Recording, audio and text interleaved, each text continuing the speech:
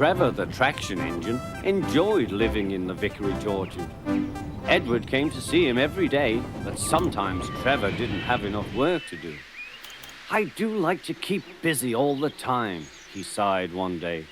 "And I do like company, especially children's company." "Cheer up," smiled Edward. "The Fat Controller has work for you at his new harbour. I'm to take you to meet Thomas today." "Ah!" exclaimed Trevor happily. "A harbour! The seaside! Children! That will be lovely!"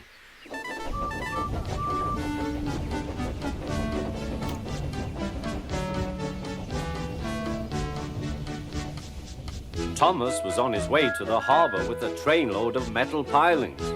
They were needed to make the harbour wall firm and safe. "Hello, Thomas," said Edward. "This is Trevor, a friend of mine. He's a traction engine." Thomas eyed the newcomer doubtfully. "A what engine?" he asked. "A traction engine," explained Trevor. "I run on roads instead of rails. Can you take me to the harbour, please? The Fat Controller has a job for me." "Yes, of course," replied Thomas, but he was still puzzled. Workmen coupled Trevor's truck to Thomas's train, and soon they were ready to start their journey.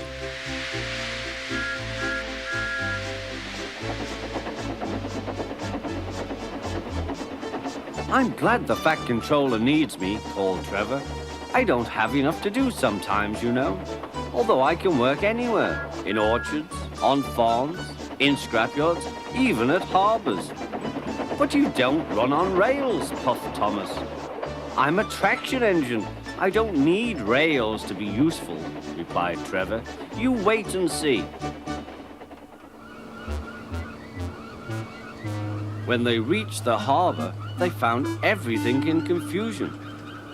Trucks had been derailed, blocking the line, and stone slabs lay everywhere. "We must get these pilings past," said Thomas's driver. "They are essential. Trevor, we need you to drag them round this mess." "Just the sort of job I like," replied Trevor. "Now you'll see, Thomas. I'll soon show you what traction engines can do." Trevor was as good as his word. He dragged the pilings clear with chains and towed them into position. "Who needs rails?" he muttered cheerfully to himself.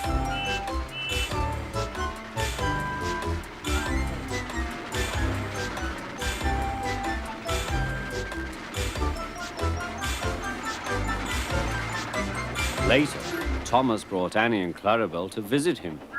Thomas was most impressed. "Now I understand how useful a traction engine can be." The coaches were full of children. Trevor gave them rides along the harbour. He liked this best of all.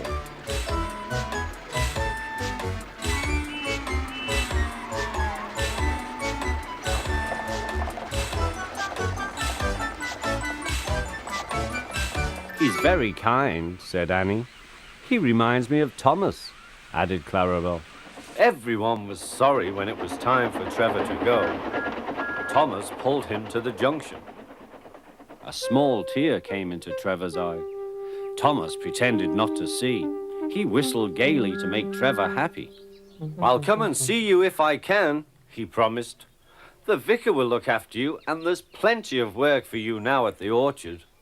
But we may need you again at the harbour someday." "That would be wonderful," said Trevor. That evening, Trevor stood remembering his new friend Thomas, the harbour, and most of all, the children. Then he went happily to sleep in the shed at the bottom of the orchard.